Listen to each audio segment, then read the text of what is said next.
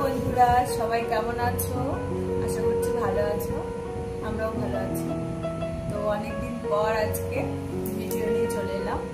প্রায় 16-17 দিনও বেশি হয়ে গেল কোনো পোস্ট করতে পারিনি, ফেসবুকে ইনস্টাগ্রামে কোথাও কোনো পোস্ট করতে পারিনি।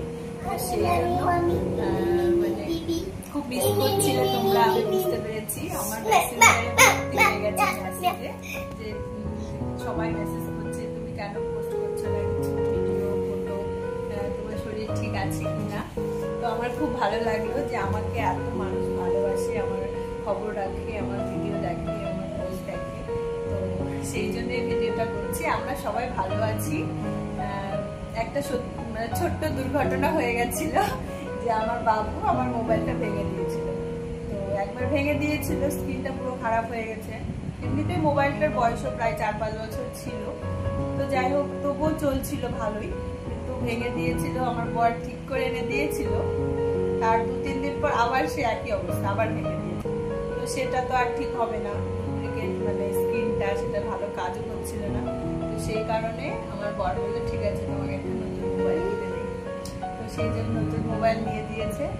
তো মোবাইলটা পেয়েছি ভালো কথা, জন্মাষ্টমীর দিন হাতে পেলাম, কিন্তু তার মধ্যে আরেকটা প্রবলেম হয়ে গেছিল। আমার সিম কার্ডটা হারিয়ে গেছিল। মানে ওই সিমের নাম্বার সব জায়গায় দেওয়া ছিল, প্লাস ওই সিমে আমার ফেসবুক থেকে শুরু করে হোয়াটসঅ্যাপ সবকিছুই ছিল ওই নাম্বারে। সেই সিম কার্ডটাও হারিয়ে গেছিল। এত মানে খারাপ লাগছিল কি বলবো। তো এখানে তো বাইরে যেতে দেয় না, আর এখানে ভেতরে যেগুলো দোকান ছিল সেগুলোতে আমরা বলেছি সিম কার্ডের জন্য, ওরা বলেছিল হয়ে যাবে, কিন্তু ওখানে যাওয়ার পর দেখছি হচ্ছে না। কি আমার একটা লক করা ছিল, সেই জন্য আর হচ্ছে না। বলছিল যে আধার অফিসে গিয়ে যোগাযোগ করতে। তারপর তো খুব মন খারাপ, মানে ওই মোবাইল সিমটা হারিয়ে গেল, নতুন ফোন আসলো, একটা আনন্দের খবর, কিন্তু তখনও মন খারাপ। সিমটা হারিয়ে গেল, এতদিনের সিম আমার, আবার কত অনেক ঝামেলা করতে হবে। আর সব থেকে বড় কথা, বাইরে গিয়ে ওটা আবার ঠিক করতে হবে, এখান থেকে বাইরে যাওয়ার পারমিশন নেই। তো অনেক রকম প্রবলেম, খুব মন খারাপই ছিলাম। তারপর গতকাল রাত্রিবেলা আমরা যখন ঘর গোছাচ্ছিলাম, তখন হঠাৎ আমি মানে ঠাকুরকে খুব ডাকছিলাম, ঠাকুর যেন আমার সিমটা পেয়ে যায়। মানে অনেকভাবেই কান্নাকাটি করছিলাম, মনে মনে খুব খারাপ লাগছিল। আবার আমার হাজবেন্ডকে আমি বলেছিলাম, না আমার হাজবেন্ড আমাকে বলেছিল যে মানে সিমটা এমন জায়গায় রাখা ছিল, আমার ফটো ছিল, ফটোর একটা ছোট্ট একটা খাম ছিল, খামের মধ্যে আমার বর রেখেছিল।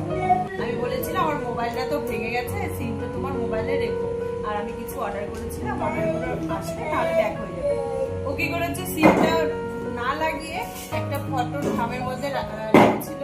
সেই ফটোর খামটা সহকারে ভ্যানিশ হয়ে গেছে, আমরা আর খুঁজে পাচ্ছি না। আমার ফটো হারিয়ে গেছে, আমার সিম হারিয়ে গেছে। তো আমার হাজবেন্ডকে বললাম তুমি আমাকে একটু ভালোবাসো না, যদি ভালোবাসো তাহলে সিম কার্ডটা অবশ্যই পাবে। আর বিশেষ করে আমার ফটো আছে ওখানে, আমার ফটো তুমি হারিয়ে ফেললে তুমি আমাকে ভালোবাসো, যদি সত্যি খুব ভালোবাসো তাহলে আমি বিশ্বাস করি তুমি ফটোটাও পাবে আর আমার সিম কার্ডটাও পাবে। তো আমার বর তো ভাবছিল পাবেই না, আমিও ভাবছিলাম পাবো না। আমরা নতুন সিমের জন্য মানে অনেকভাবে যোগাযোগ করছি, বাইরে যাওয়ার জন্য পারমিশনও নেওয়া হয়ে গেছে অলরেডি। আজকে যাওয়ার কথা ছিল বাইরে। তো মানে ভাগ্যিস মানে কাল রাতে পেয়ে গেছি আমি, মানে খুব আনন্দ পেয়েছি। আর সব থেকে বড় কথা আমার ভালো লেগেছে যে না আমার বর আমাকে ভালোবাসে, সেই জন্য পেয়েছি। তো যাই হোক, কাল রাতেই সিমটা লাগালাম নতুন মোবাইলে, তারপর থেকে সবকিছু সেভ করে এই তো তোমাদের সঙ্গে শেয়ার করলাম। তো অনেক অনেক ধন্যবাদ আমাকে এত ভালোবাসা করার জন্য। তোমরা সবাই আমাকে অনেক মেসেজ করেছো, মেসেঞ্জারে, হোয়াটসঅ্যাপে, অডিও কলিংও দেখছি। যাই হোক, অনেক অনেক ভালোবাসা, সবাই ভালো থেকো। আবার নতুন করে পোস্ট করবো, সবাই ভালো লাগবে।